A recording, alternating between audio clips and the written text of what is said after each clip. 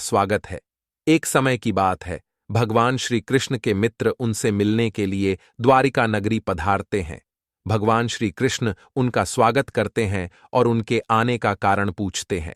भगवान श्री कृष्ण के सखा उनसे कहते हैं, हे केशव, तुम तो सर्वज्ञ हो, सब कुछ जानते हो। आज मैं तुम्हारे पास यह जानने के उद्देश्य से आया हूं कि मनुष्य को किन किन वृक्षों का रोपण करना चाहिए, कौन से वृक्ष भवन के सामने लगाने चाहिए, किन वृक्षों का रोपण करने से दरिद्रता दूर होती है तथा शत्रु, रोग, भय, भूत, पिशाच आदि संकटों से बचने के लिए कौन से वृक्ष भवन की सीमा में लगाने चाहिए। भगवान श्री कृष्ण मुस्कुराते हुए कहते हैं, हे सखा, तुमने आज समस्त मानव जाति के कल्याण के उद्देश्य से अत्यंत महत्वपूर्ण प्रश्न किया है। इस संसार में वृक्षों का बहुत ही बड़ा योगदान है। वृक्ष सदा ही पूजनीय है, किंतु आज तुमने उचित ही प्रश्न किया है। भवन की सीमा में वृक्षों को लगाना बहुत ही शुभ फल प्रदान करता है। वृक्ष तथा पौधे भवन की सुंदरता को बढ़ाते अवश्य है, साथ ही ये वातावरण को शुद्ध रखते हैं। वृक्षों से सकारात्मक ऊर्जा का संचार होता है, जो मनुष्य के जीवन के लिए अत्यंत आवश्यक होती है। वृक्ष नकारात्मकता को कम करके वातावरण को अधिक सकारात्मक बनाने का कार्य करते हैं। घर के सामने शुभ पेड़ पौधे लगाने से घर में सुख समृद्धि आती है। साथ ही ये पेड़ पौधे कई प्रकार के वास्तु दोषों को नष्ट करते हैं। घर के आंगन में खड़े वृक्ष देवताओं के समान घर की रक्षा करते हैं। हे मित्र, भवन के पास कौन से पौधे लगाने चाहिए और कौन से नहीं, इसके बारे में बताने से पूर्व मैं तुम्हें एक प्राचीन कथा सुनाता हूं, जिससे तुम्हें समझ में आ जाएगा कि वृक्षों का तथा पेड़ पौधों का भवन के पास लगाना कितना शुभ होता है और कौन से पौधे भवन के पास लगाने से दुख एवं दरिद्रता आती है। जो भी मनुष्य इस कथा का श्रवण करता है, उसके सैकड़ों पाप नष्ट हो जाते हैं और उसकी दरिद्रता का नाश होता है। भगवान श्री कृष्ण का सखा कहता है, हे केशव, मैं इस कथा को अवश्य ध्यान से पूरा सुनूंगा, कृपया मुझे वह कथा सुनाओ। भगवान श्री कृष्ण कहते हैं, हे सखा, पूर्वकाल की बात है। मध्य देश में एक अत्यंत शोभायमान नगरी थी। उस नगरी में धनेश्वर नाम का वैश्य अपनी पत्नी सुमति के साथ निवास करता था। धनेश्वर भगवान विष्णु का भक्त था और वह नित्य भगवान विष्णु की पूजा करता था। धनेश्वर की पत्नी भी सुशील और गृह कार्य में दक्ष थी। घर में धन धान्य की कोई कमी नहीं थी। भगवान की कृपा से उसके पास सब कुछ था। इस प्रकार से अनेक दिन बीत जाने के पश्चात धनेश्वर की जो पत्नी थी, जिसका नाम सुमति था, उसने अपने आंगन में कुछ वृक्षों का रोपण किया और नित्य उन वृक्षों को जल चढ़ाकर उनकी सेवा करने लगी। किंतु धनेश्वर की पत्नी को वृक्ष रोपण का ज्ञान नहीं था। उसे जो वृक्ष प्रिय लगे, उन्हीं वृक्षों का रोपण उसने किया। जो वृक्ष अशुभ होते हैं, उन्हीं वृक्षों का रोपण उसने अपने घर के आंगन में कर दिया, जिस कारण से उस वैश्य धनेश्वर को व्यापार में काफी सारा घाटा होने लगा। उसके घर में रोज कलह होने लगा। पति पत्नी में बार बार क्लेश होने लगे। उन दोनों के जीवन में अनेक कठिनाइयां आने लगीं।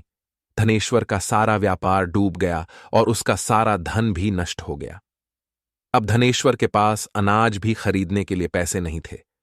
वे भूखे ही रहने लगे, जिससे क्रोधित होकर उसकी पत्नी भी गुस्सा करने लगी। वह अपने पति को कोई काम करने के लिए कहती। फिर धनेश्वर काम मांगने के लिए गांव में घूमने लगा, लेकिन उसे कहीं पर भी काम नहीं मिलता था। उसने आकर अपनी पत्नी से कहा, हे भद्रे, मुझे तो कोई भी काम नहीं दे रहा है। अब मैं कहां पर काम खोजने जाऊं। वे दोनों ही पूरी तरह से हतबल हो गए थे। दोनों के पास भी उद्योग करने के लिए कुछ नहीं था। धनेश्वर ने अपनी पत्नी के सारे गहने भी बेच डाले और जो कुछ भी अन्न मिला उसी से पेट भर लिया। इस प्रकार से अशुभ वृक्ष लगाने के कारण दोनों के ही जीवन में घोर दरिद्रता और संकट आने लगे, किंतु वे दोनों ही इस बात को नहीं जानते थे। फिर एक दिन एक साधु महात्मा धनेश्वर के घर पर पधारते हैं। उन्हें देखकर धनेश्वर उन्हें प्रणाम करता है और कहता है, हे साधु महाराज, पधारिए, इस गरीब के घर में आपका स्वागत है। कहिए, मैं आपकी किस प्रकार से सहायता कर सकता हूं। वे साधु महाराज कहने लगते हैं, हे महोदय, मैं तीर्थ यात्रा पर निकला हूं, विश्राम करने के लिए कोई जगह खोज रहा हूं। यदि आपको कोई कष्ट न हो तो मुझे अपने घर में स्थान दे दो। मैं अनेक दिनों से भूखा हूं, कुछ भोजन भी प्राप्त हो जाए तो बड़ी कृपा होगी। साधु महाराज के ऐसे वचन सुनकर वह धनेश्वर कहने लगा, हे साधु महात्मा, आप अवश्य ही कोई पुण्यात्मा दिखाई पड़ते हैं। आपके मुखमंडल पर बहुत तेज है। आपकी सेवा करने का मुझे सौभाग्य मिल रहा है। आपकी सेवा करके मुझे बड़ा आनंद मिलेगा। कृपा करके आप घर के भीतर चलिए। फिर वह साधु महाराज उस धनेश्वर के घर के भीतर जाते हैं और विश्राम करने लगते हैं। धनेश्वर उन साधु महाराज की बड़ी सेवा करता है, किंतु उसके पास अन्न का एक दाना नहीं होता है, तो वह अपनी पत्नी से कहता है, हे प्रिय, आज हमारे घर पर जो साधु महात्मा आए हैं वे बड़े पुण्यवान दिखाई पड़ रहे हैं। हमें उनके भोजन के लिए कुछ उपाय करना चाहिए। मैं गांव में जाकर किसी से थोड़ा सा धन मांग कर लाता हूं। इतना कहकर वह धनेश्वर गांव में एक सेठ के घर पर जाता है और उस सेठ से थोड़ा सा धन देने की विनती करता है, किंतु वह सेठ उस वैश्य को धन देने से इनकार करता है और कहता है, तुम्हारे पास तो फूटी कौड़ी नहीं है, तुम मेरा धन कैसे वापस करोगे? धनेश्वर कहता है, हे सेठ, कृपा करके आप मुझे थोड़ा सा धन दीजिए, मैं जल्दी ही आपको लौटा दूंगा। यदि मैं धन नहीं लौटा पाया, आप मेरा घर ले लीजिए। धनेश्वर की बात सुनकर उस सेठ को उस पर थोड़ी दया आती है और वह उसे धन देते हुए कहता है, हे वैश्य, यदि तुमने धन नहीं लौटाया तो तुम स्वयं ही मुझे अपना घर सौंप दो। धनेश्वर कहता है, हे सेठ, मैं वचन देता हूं, यदि मैंने धन नहीं लौटाया तो मैं आपको मेरा घर सौंप दूंगा। फिर धनेश्वर उस सेठ से धन लेकर बाजार से दूध, चावल, सब्जी, आटा, शक्कर आदि चीजें खरीद लेता है और लौटकर अपने घर आ जाता है। फिर वह अपनी पत्नी से कहता है, हे प्रिय, तुम उन साधु महात्मा के लिए भोजन बनाओ। फिर धनेश्वर की पत्नी भोजन बनाती है और उन साधु महात्मा को भोजन परोसती है। इस प्रकार से उस धनेश्वर की भक्ति और निष्ठा को देखकर वे साधु महाराज बहुत प्रसन्न हो जाते हैं। भोजन हो जाने के पश्चात वे जाते जाते उस धनेश्वर से कहते हैं, हे वैश्य, मैं तुम्हारी भक्ति और आदर सम्मान से अत्यंत प्रसन्न हूं। तुम्हारी जो भी कामना है मुझे बताओ, मैं अवश्य पूरी करूंगा। तब वह धनेश्वर कहता है, हे महात्मा, आपका आशीर्वाद ही हमारे लिए सब कुछ है, किंतु मैं आपसे यह जानना चाहता हूं कि किस पाप के कारण मुझे दरिद्रता का दुख भोगना पड़ रहा है। हमने तो भगवान विष्णु की भक्ति की है, फिर हमारे जीवन में दरिद्रता क्यों आई है? इसका क्या कारण है? और इस दरिद्रता को दूर करने के लिए मुझे क्या उपाय करना चाहिए?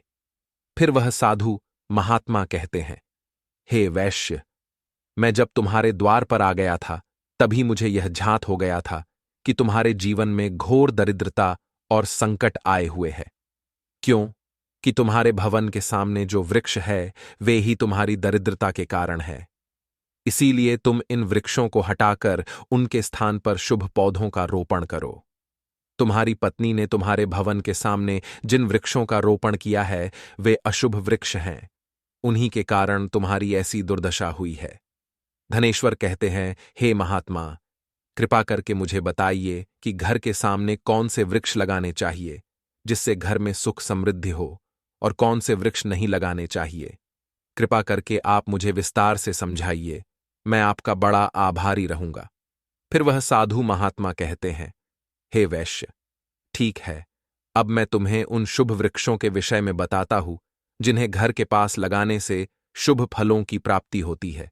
इसीलिए तुम ध्यानपूर्वक सुनो। हे वैश्य, किसी जलाशय के समीप पीपल का वृक्ष लगाने वाले मनुष्य को जो फल मिलता है वह सैकड़ों यज्ञों के समान होता है। जब पीपल के पत्ते उस जलाशय में गिरते हैं तो वे पिंड के समान होकर पितरों को तृप्ति प्रदान करते हैं। इससे सभी प्रकार के पितृ दोष समाप्त हो जाते हैं।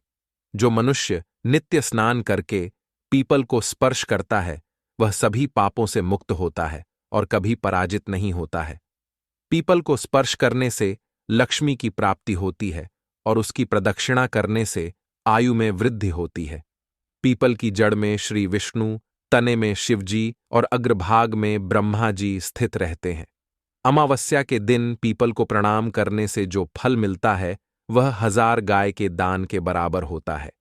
इस संसार में पीपल के समान कोई वृक्ष नहीं है। साक्षात श्री हरि इस वृक्ष के रूप में पृथ्वी पर विराजमान है। पीपल के वृक्ष को चोट पहुंचाना अथवा उसकी टहनी तोड़ना महापाप माना गया है। ऐसा मनुष्य एक कल्प तक नरक में रहता है, और जो पीपल को जड़ से काटता है उसका कभी नरक से उद्धार नहीं होता है। हे वैश्य, अब मैं तुम्हें दूसरे वृक्ष के बारे में बताता हूं। आंवले का फल समस्त लोकों में प्रसिद्ध और परम पवित्र है। आंवले को लगाने से स्त्री और पुरुष जन्म मृत्यु के बंधन से मुक्त हो जाते हैं। यह पवित्र फल भगवान विष्णु को अत्यंत प्रसन्न करने वाला एवं शुभ माना गया है। इसको खाने से सभी पापों से मुक्ति मिलती है। आंवला खाने से आयु बढ़ती है, उसका जल पीने से रोगों का नाश होता है, और आंवले को जल में मिलाकर स्नान करने से दरिद्रता दूर हो जाती है और सभी प्रकार के ऐश्वर्य प्राप्त होते हैं। जिस घर में आंवला सदा मौजूद रहता है उस घर में कभी दैत्य और राक्षस नहीं आते हैं। एकादशी के दिन अगर आंवला मिल जाए तो संसार के सभी तीर्थों से बढ़कर फल प्राप्त होता है।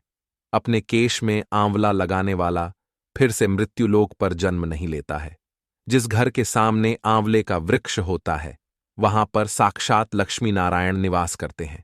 तीसरा है अशोक का वृक्ष। अशोक के वृक्ष में अप्सराओं का निवास होता है। यह वृक्ष शोक का नाश करने वाला तथा निराशा को समाप्त करने वाला होता है। इस वृक्ष को घर के पास लगाने से घर में सुख शांति बनी रहती है। अशोक का वृक्ष शीतलता और यौवन प्रदान करने वाला होता है। मां लक्ष्मी ने जब देवी सीता के रूप में अवतार लिया था तब रावण द्वारा अपहरण करने के बाद उनका वास अशोक वाटिका में था। अशोक के वृक्ष ने मां सीता की बहुत सेवा की थी, इसीलिए मां सीता ने अशोक वृक्ष को यह वरदान दिया था कि जिस भी स्थान पर यह वृक्ष होगा वहां पर उनका सदैव ही निवास होगा। चौथा है पाकड़ का वृक्ष। प्रत्येक मनुष्य को पाकड़ का वृक्ष अवश्य लगाना चाहिए। यह वृक्ष लगाने से जो फल मिलता है वह महायज्ञ के समान होता है। कलयुग में मनुष्य यज्ञ नहीं कर पाएंगे, इसीलिए उन्हें एक पाकड़ का वृक्ष अवश्य लगाना चाहिए। पांचवा है नीम का वृक्ष। नीम का वृक्ष लगाने से सूर्य देव प्रसन्न होते हैं। नीम का वृक्ष आयु प्रदान करने वाला माना गया है। इसे घर के पास लगाने से नाना प्रकार के रोगों से छुटकारा मिलता है। मां लक्ष्मी को नीम के पत्ते अत्यंत प्रिय होते हैं, इसीलिए वह नीम के वृक्ष के पास निवास करती है। घर के सामने नीम के वृक्ष का रोपण करने से धन संपत्ति की प्राप्ति होती है। छठा है जामुन का वृक्ष। यदि कोई मनुष्य कन्या प्राप्ति की कामना करता है तो उसे जामुन का वृक्ष अवश्य लगाना चाहिए। जिस मनुष्य के घर के सामने जामुन का वृक्ष होता है उसके घर में कन्या का जन्म होता है, जो कुल का गौरव बढ़ाती है। सातवां है बेल का वृक्ष। बेल के वृक्ष में भगवान शिव और गुलाब में देवी पार्वती का निवास है। इसीलिए अगर बेल के वृक्ष के पास गुलाब का पौधा लगाया जाए तो शिव पार्वती का आशीर्वाद प्राप्त होता है। उस घर में कभी दुख दरिद्रता नहीं आती है। उस घर में कभी अकाल मृत्यु नहीं होती है और कोई स्त्री विधवा नहीं बनती है। आठवां है नारियल का पेड़। नारियल का पेड़ लगाने से पुरुष अनेक स्त्री का पति बनता है। नारियल किसी भी धार्मिक अनुष्ठान का आवश्यक अंग होता है। यह अत्यंत शुभ माना जाता है। घर के आंगन में नारियल का पेड़ होने से उस घर में हमेशा शुभता होती है और उस घर के सदस्यों का समाज में बहुत मान सम्मान होता है। सुंदर पत्नी की कामना करने वाले मनुष्य को अनार का वृक्ष लगाना चाहिए। पलाश का पेड़ ब्रह्म तेज प्रदान करता है, इसीलिए इसका रोपण अवश्य करना चाहिए। वंशवृद्धि और संतान प्राप्ति की कामना करने वाले मनुष्य को अंकोल का वृक्ष अवश्य लगाना चाहिए। अगर मनुष्य किसी बीमारी से पीड़ित है तो उसे खैर का वृक्ष लगाना चाहिए। खैर का वृक्ष लगाने से बड़े बड़े रोग नष्ट हो जाते हैं। यह वृक्ष आरोग्य प्रदान करने वाला होता है। कुंद अर्थात मोगरे के पेड़ में गंधर्व निवास करते हैं, इसीलिए इस पौधे का रोपण अपने घर के पास करने से कार्यों में सिद्ध और शुभ फलों की प्राप्ति होती है। खासकर कला के क्षेत्र में काम करने वाले लोगों को यह पौधा अवश्य लगाना चाहिए। यदि किसी मनुष्य को चोर और लुटेरों का भय सता रहा है तो उसे अपने घर के पास बेंत का वृक्ष जरूर लगाना चाहिए। यह वृक्ष चोर लुटेरों को भयभीत करता है और घर की रक्षा करता है। चंदन और कटहल के वृक्ष पुण्य और लक्ष्मी प्रदान करते हैं। इन वृक्षों का रोपण करने से दुख दरिद्रता समाप्त हो जाती है। घर की उत्तर दिशा में पाम और कनक चंपा का पौधा लगाया जाता है तो धन में वृद्धि होती है। केले का पेड़ भी बहुत शुभ होता है और यह घर में सुख, समृद्धि और खुशहाली लाता है। केले के पेड़ में भगवान विष्णु का वास होता है, इसीलिए घर में केले का पेड़ होने से घर में धन की कमी नहीं होती है। हर श्रृंगार के पौधे को पारिजात भी कहा जाता है। इस पौधे की उत्पत्ति समुद्र मंथन के समय हुई थी और मां लक्ष्मी भी समुद्र मंथन से ही प्रकट हुई है, इसीलिए पारिजात के पौधे का बहुत अधिक महत्व है। यदि इस पौधे को अपने घर पर लगाते हैं तो आपको मां लक्ष्मी की विशेष कृपा प्राप्त होगी। मनुष्य को कभी भी ताड़ का वृक्ष नहीं लगाना चाहिए। ताड़ का वृक्ष संतान का नाश करने वाला होता है। जिस घर के पास ताड़ का वृक्ष होता है उस घर के संतानों की कभी उन्नति नहीं होती है। मनुष्य को कभी भी अपने घर के पास बहेड़े का वृक्ष नहीं लगाना चाहिए। इस वृक्ष पर प्रेतों का वास होता है। जो मनुष्य बहेड़े का वृक्ष लगाता है वह प्रेत बन जाता है। इसके नीचे बैठकर कभी पूजा पाठ भी नहीं करना चाहिए। अगर किसी मनुष्य को शत्रुओं का भय सता रहा है तो उसे केवड़े का वृक्ष लगाना चाहिए। यह शत्रुओं का नाश करने वाला होता है। घर में कभी भी ऐसे पौधे नहीं लगाने चाहिए जिनको काटने या तोड़ने पर दूध निकलता हो। घर के सामने कभी भी बबूल का पेड़ नहीं लगाना चाहिए, इसे लगाने से विपत्ति आती है। घर के सामने बेर का वृक्ष भी नहीं लगाना चाहिए, इसे लगाने से नकारात्मकता बढ़ती है, धन का नाश होता है और संकट आते हैं। किसी भी मनुष्य को अपने घर के सामने पपीते का वृक्ष नहीं लगाना चाहिए। इस वृक्ष को लगाने से धन का नाश होता है और दरिद्रता आती है। अगर पीपल का वृक्ष भवन की पूर्व दिशा में होता है तो घर में निर्धनता व्याप्त हो सकती है। वट वृक्ष घर की पश्चिम दिशा में हो तो घर में शोक का काल चिरकाल तक रहता है। दक्षिण दिशा में तुलसी का पौधा हो तो संतान को पीड़ा सहन करनी पड़ती है। किसी भी मृत वृक्ष की छाया घर पर पड़ती है तो यह मृत्यु सूचक होता है। मृत वृक्ष को तुरंत उखाड़ देना चाहिए। वे साधु महात्मा कहते हैं, हे वैश्य, इस प्रकार से मैंने तुम्हें इन सभी शुभ और अशुभ वृक्षों के विषय में बता दिया है। इसीलिए तुम इन वृक्षों का रोपण करो और भगवान की कृपा को प्राप्त करो। वह धनेश्वर कहता है, हे महात्मा, आपने आज मुझे उत्तम ज्ञान दिया है, मैं आपका धन्यवाद करता हूं। फिर वे साधु महात्मा धनेश्वर को आशीर्वाद देकर उस स्थान से अंतर्ध्यान हो जाते हैं। साधु महात्मा को अचानक से अदृश्य हुआ देखकर धनेश्वर और उसकी पत्नी को आश्चर्य होता है। फिर उन्हें समझ में आ जाता है कि साक्षात भगवान विष्णु ही उनके घर पर आए थे। फिर धनेश्वर उन साधु महात्मा के कहे अनुसार अपने घर के सामने अनेक शुभ वृक्षों का रोपण करता है, जिससे अचानक ही उसे बहुत सारे धन की प्राप्ति होती है और उसकी दरिद्रता दूर हो जाती है। धनेश्वर और उसकी पत्नी भगवान विष्णु का धन्यवाद करने लगते हैं। भगवान श्री कृष्ण कहते हैं, हे सखा, इस प्रकार से मैंने तुम्हें शुभ और अशुभ दोनों प्रकार के वृक्षों के बारे में बताया है। अब तुम भी जाकर अपने भवन के पास इन वृक्षों का रोपण करो। तो दोस्तों, इस प्रकार से भगवान श्री कृष्ण ने भवन के पास लगाए जाने वाले शुभ और अशुभ वृक्षों के बारे में बताया है। उम्मीद है आपको यह कथा पसंद आई होगी। जानकारी अच्छी लगी तो वीडियो को लाइक जरूर करें और कमेंट में जय श्री कृष्ण अवश्य लिखे, साथ ही कृष्ण अवश्य लिखे। साथ ही चैनल को सब्सक्राइब करें। आप सभी का धन्यवाद।